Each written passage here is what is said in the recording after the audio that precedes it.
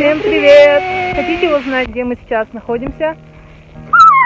Да, это то самое место, где фоткаются все инстаграмные звезды. Это поле подсолнухов находится в селении Мигунцы.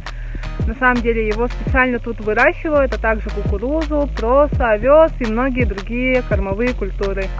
И совсем скоро эти подсолнухи пойдут под уборку и станут кормом для скота.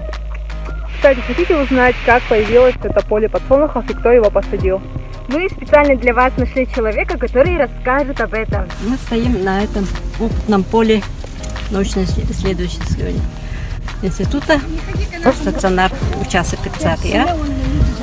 Мы стоим вот на летних культурах, которые возделываются на корм. Стоим на первом сроке кукурузы, а там подсолнух.